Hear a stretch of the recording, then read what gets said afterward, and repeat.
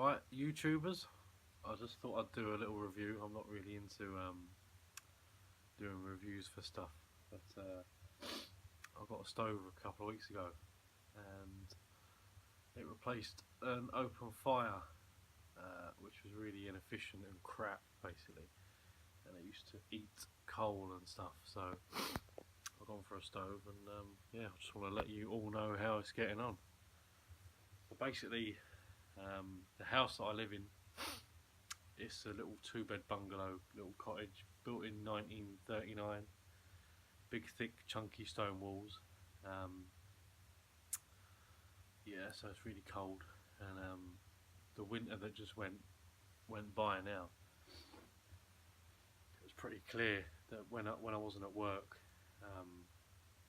weekends and stuff like that, I was doing kind of 20 kilos a day, nearly, of coal, and in the open fire, and it was just costing me a fortune. I had electric fan heaters running, and I just had enough. I couldn't afford to keep doing it anymore. So I had a look around for a stove, and I came across this one on the internet.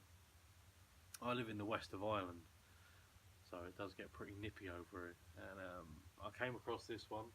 I wanted a stove that would fit into the existing opening of the fireplace. So the height of it was quite important for me, because I didn't want to go tampering, taking out bricks and putting in lintels and everything like that.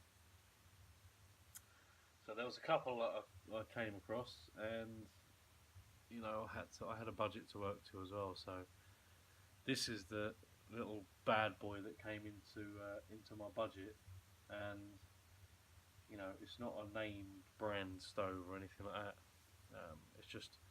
It's a Chinese budget stove, which I got off a fella down in County Clare, and it was €250 delivered to me, and I'm probably about 150 miles away, so I didn't think that was too bad. €250 including delivery. Turned up the next day. So it's a 4 kilowatt cast iron stove. It's rated at like 74% efficient or something like that. But let's face it, anything's more efficient than an open fire. But I'm a carpenter myself by trade, so my local builders merchants gave me a good deal on the flue lining kit and everything. So I lined the chimney, and I had some A1 fireboard left over from another job, so I made a kind of closure plate up there where the flue drops down, which you can't see obviously. But yeah, I fitted the stove the other week. I flued it out the back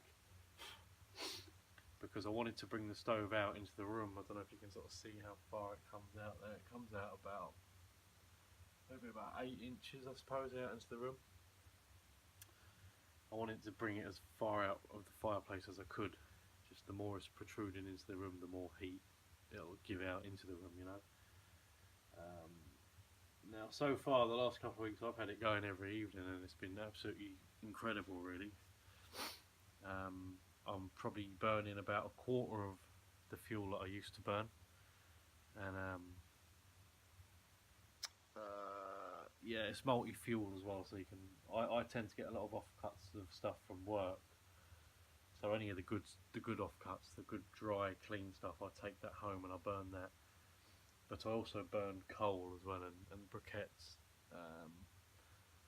But yeah, the coal is great for the heat. The wood is great for getting it going. But if you want a good hot burn overnight, I tend to go load it up with a bit of coal, later on in the evening.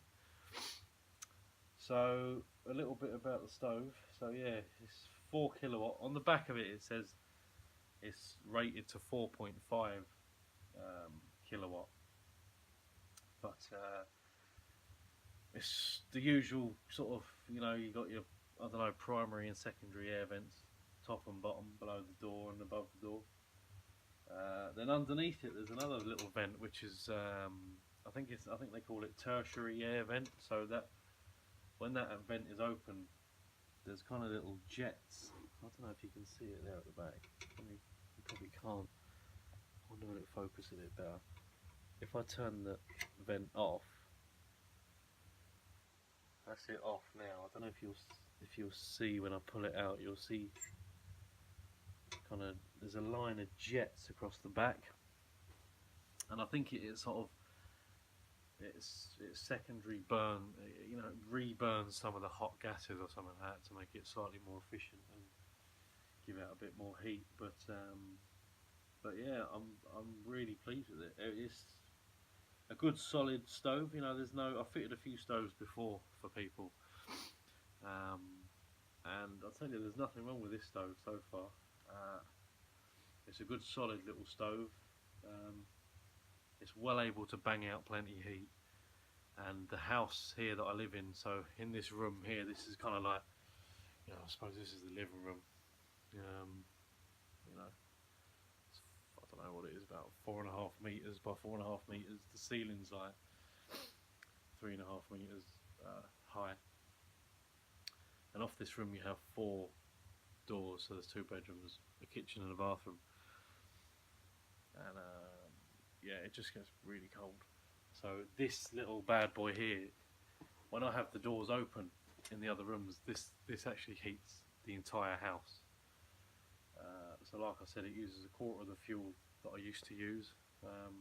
Everything works really well on it. You know, it's pretty responsive with the you know, all the dials and everything like that.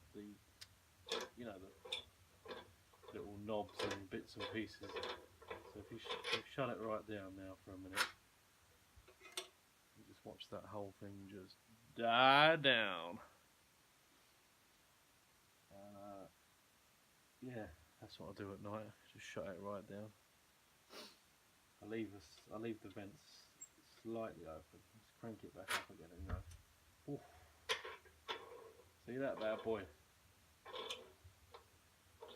Crank it right up again. Put a bit of heat out before I get my ass to bed. But yeah, all in all, great little stove. If there's any questions about it or how I fitted it or whatever, just comment on the video. But yeah, with the stove you get a little, you know, the ash pan is down below it there. The ash pan is, you know, it's down here. It's slightly too small maybe. The ash pan could do with being slightly wider, but we've got a little doodah there for riddling it and clearing it out. But yeah, you get your little oven glove with it, so stops your little fingers getting burnt. But yeah, you can see my stuff here for burning. That's a lot of wood that I have, old offcuts and things like that. You know, I burn briquettes, and I sometimes pick up these kind of eco log things as well. You know, they're pretty good. But I don't know, I was looking for a more efficient way to heat my home. The open fire and electric heaters just, you know, it wasn't cutting the mustard, it was just costing a fortune. So this little thing here just done the job really, and it's absolutely, I can't believe it. I've never had a stove before in my life, and anywhere I live I will never be without one from now on. It's a great little bit of kit, and it's saving me a load of money. You know, I'd say within a few months it'll probably pay for itself, to be honest, because you know, I haven't even used one bag of coal yet, and all my offcuts and stuff don't cost me anything, you know. So within a few months it will pay for itself, I reckon. So yeah, the next thing I'm gonna get, I've ordered one. I ordered one for €21, and it's got like 142 5-star reviews or something on Amazon. It's got 142 reviews, and 81% of them are 5-star. It's a little stove fan that sits above the stove here.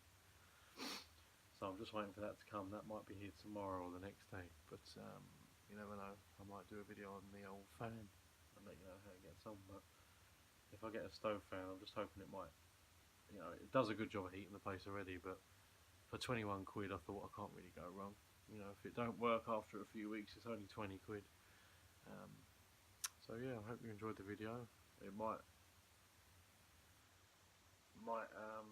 have helped you, maybe. I don't know. Maybe it's just a load of bullshit, but I hope you liked it anyway. That was my experience of my first stove I've ever had, and I fucking love it, to be honest. Yeah, if there's anything you want to ask me or any questions about it or whatever, just let me know. Thank you very much. Good night.